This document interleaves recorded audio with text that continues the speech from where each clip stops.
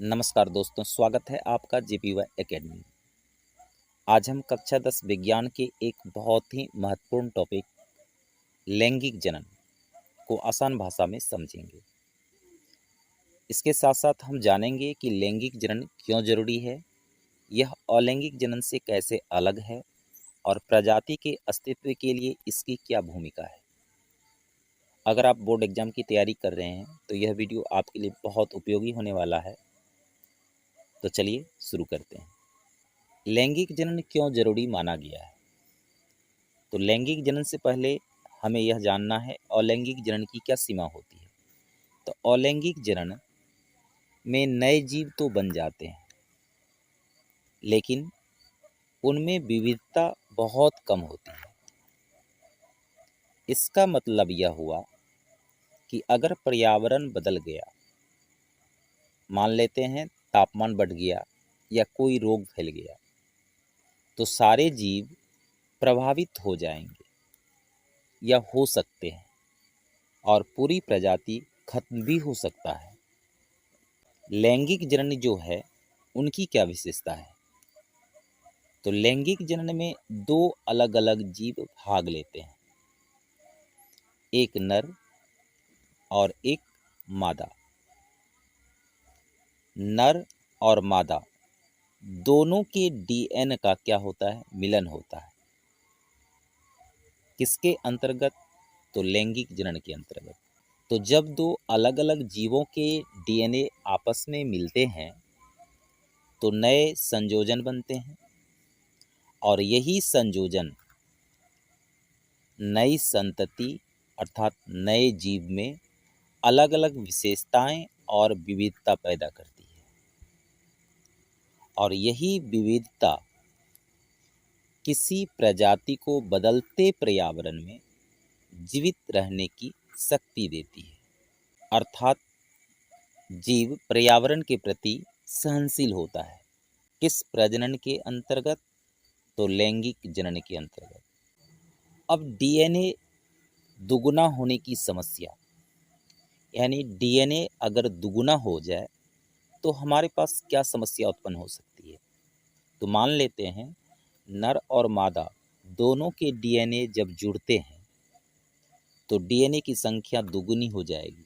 मान लेते हैं अगर हर पीढ़ी में ऐसा होता रहा तो कुछ समय बाद कोशिकाओं में डीएनए इतना बढ़ जाएगा कि कोशिका का संतुलन ही बिगड़ जाएगा। तो यह संतुलन न बिगड़े, इसलिए प्रकृति ने इस समस्या का समाधान निकाला। क्या निकाला? तो नर और मादा की जनन कोशिकाओं में डीएनए की जो मात्रा होगी वह आधी कर दी जाती है और इन विशेष कोशिकाओं को हम क्या कहते हैं? युग्मक कहते हैं। युग्मक क्या है आगे हम जानेंगे। तो जब नर युग्मक और मादा युग्मक मिलते हैं तो गुणसूत्रों और डीएनए की संख्या क्या हो जाती है? समान हो जाती है। अब नर और मादा युग्मक में क्या अंतर है? तो सरल जीव जैसे शैवाल में नर और मादा युग्मक लगभग क्या होते हैं? समान होते हैं।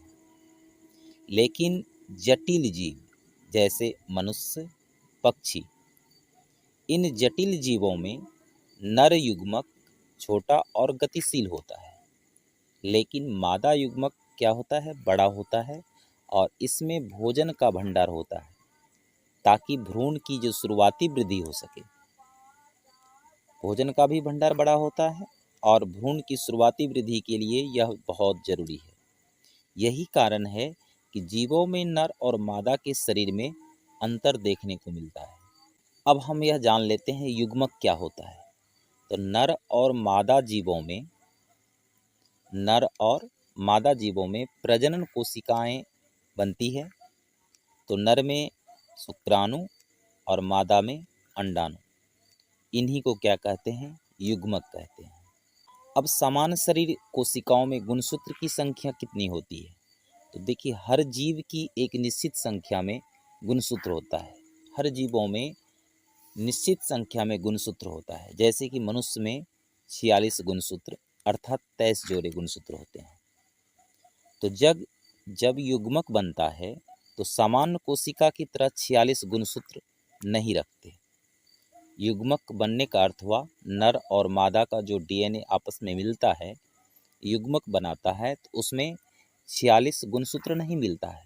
तब क्या होता है, तो इन गुणसूत्रों की संख्या क्या हो जाती है, आधी रह जाती है।